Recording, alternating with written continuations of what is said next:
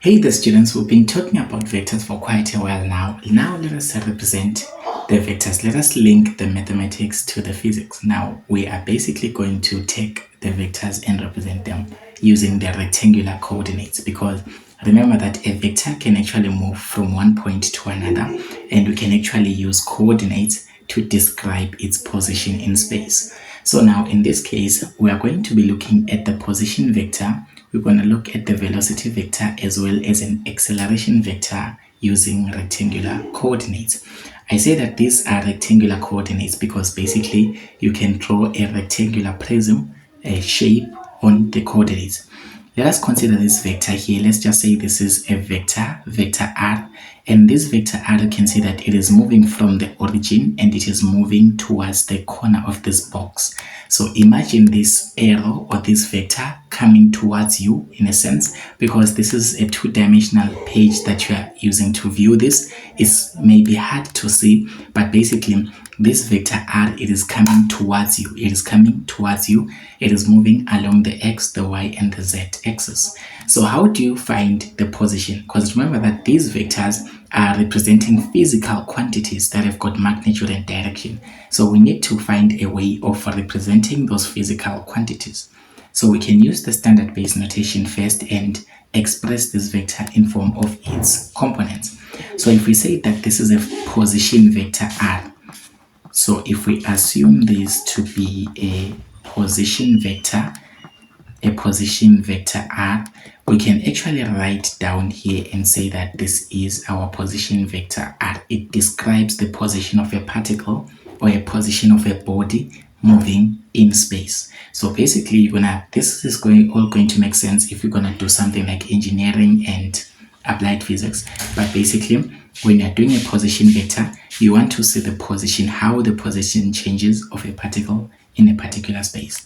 So here basically, to find the components of this red position vector, you know that we can have a component that comes from the origin and goes to this first corner of the box. So this is a component that is moving along the x-axis. So this is the x-axis. So you can see that your component here in this case, it is moving along the x-axis. So I will name this x. I'll just name this x and not give it a magnitude. And then we also have a component along the y-axis as well, because you can see that this is also moving along the y-axis.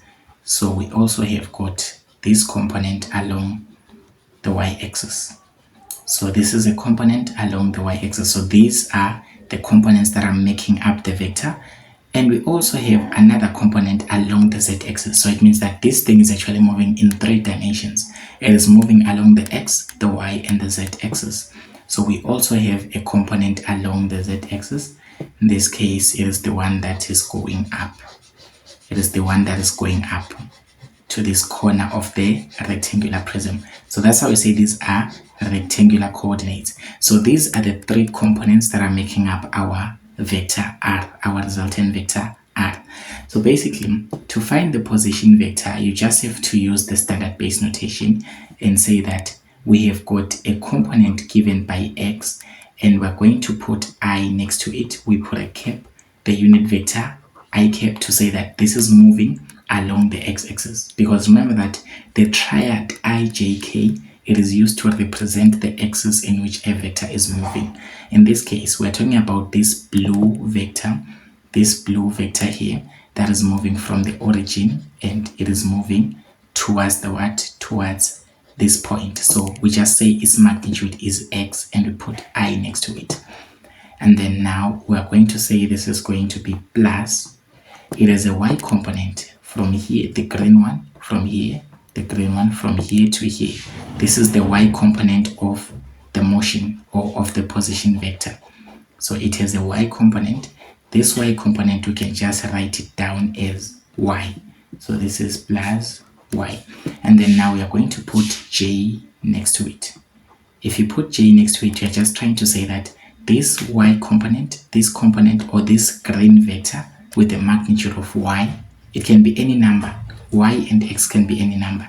So this green vector with the magnitude of y, it is moving along the y-axis or it is moving along the y-axis? Yes. So basically it's on the y-axis, along the y-axis. And then you say this is plus this red vector here, this red vector that is going up, this red vector that is going up, it is actually moving along the z-axis. This is actually moving along the z-axis and it is moving up. That is going to be your z component. You're just going to name it z. So I will name it z, and I say that it doesn't have a known magnitude because this is just a general equation, and I put a k next to it. So this k is just telling me that this is the change in position along the z-axis. We're actually going to do this experimentally at some time so that you can be able to imagine what this motion is really like, because we interact with objects in this way in our daily lives. So now this is the position vector using what? Using rectangular coordinates. What about the velocity?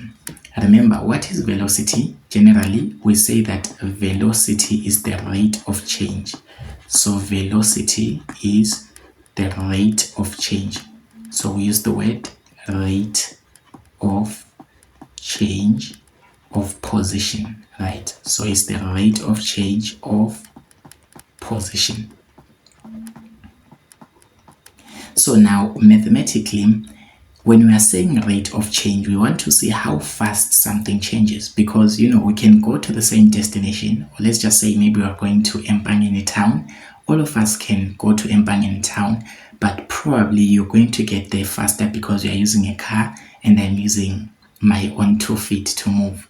But we are going the same distance, but you can take lesser time. It is because you've got a greater velocity. So velocity is a factor that you can look at, and we say that this quantity actually is the rate of change of position. How fast is the position changing? That's the velocity. So mathematically, the rate of change, it is actually described as the derivative. So mathematically, the rate of change is the derivative. So we can rewrite this as velocity is the derivative of position. So whenever you say rate of change, think about derivative. So basically, if you are having a position vector, when you differentiate it or when you derive it, you are going to get a velocity vector. So now let us find the equation for the velocity vector using rectangular coordinates. So for the velocity vector using rectangular coordinates, basically you're going to say that this is going to be your velocity vector v. Your velocity vector v, it is basically going to be equals to the derivative of the position vector in terms of time. So the derivative of the position vector with respect to time. So when you're saying derivative of position, you're actually trying to find the velocity. So in this case, this is the derivative of the position vector. You find the what? The velocity vector. So here, the velocity vector will be given by, here you're going to differentiate in terms of time. Why are we differentiating in terms of time? It is because remember that the velocity and the position, they are all changing with respect to time. So the change, it is actually affected in mainly by time. That's why we differentiate in terms of time. So here we are going to differentiate this equation, which is x I plus y j plus z times k. So now we're going to differentiate this using the product rule, of course, because here to find the velocity, you have to use the product rule. So to use the product rule here, you can see that we have got x multiplied by I, and you've got y multiplied by j, you have got z multiplied by k. So using the product rule, remember that in calculus, you've learned that the derivative of AB, it is actually given by the derivative of A times B plus the derivative of B times A. So basically, you derive one thing, you keep the other. You derive the kept one, you keep the other one. So now you keep the derived one. So basically, that's what we're going to apply here, the technique. So here we have got x multiplied by I. Remember that here we're actually multiplying what? we are multiplying the x magnitude, we are multiplying it to the unit vector. Here we're multiplying the y to the j. We're multiplying the z with the k. Hence we apply the what? The product rule. So basically here, we are going to do the derivative in terms of time of x, the x component, of course, and then multiplied by I. You don't derive I yet, plus you do the derivative in terms of time of I. You multiply this by x. So you've applied the product rule for the first term here. For the first term, x times I. You can do the same thing and apply the product rule for the second term here, y times j. This will be the derivative in terms of time of y times j, plus the derivative of j in terms of time times y. So basically, you have done the second expression using the product rule for this term. Now you're gonna do the product rule for the third term. This is going to be messy, but this is gonna be plus the derivative in terms of time. You're going to derive z in this case. You derive z, you multiply it by k, plus you derive k in terms of time, then you multiply it by z. This is your full expression. So now that you have this, you need to know one thing, is that the unit vectors I, j, k, these triad vectors I, j, k, I, j, and k, they are all not going to change with respect to time. So their derivatives are actually going to give us 0, because a unit vector I, j, k is just a vector along the x-axis with a length of 1. J is a vector along the y-axis with a length of 1. K is a vector along the y-axis with a length of 1. So the vectors do not change. Their lengths remain the same and their directions remain the same. So basically, when we're talking about the derivative of I, or the derivative of j, or the derivative of k, all of them will give you 0, because they do not change with respect to time.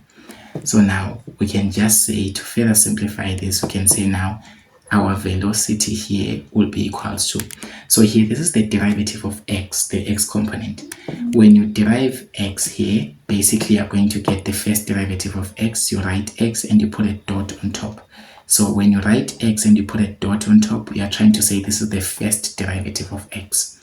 Okay, this is the first derivative of x. So basically, if I say the derivative of z in terms of time, I can just write this as z with a dot on top.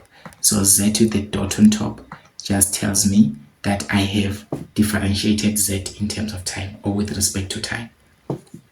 So this is the derivative of x.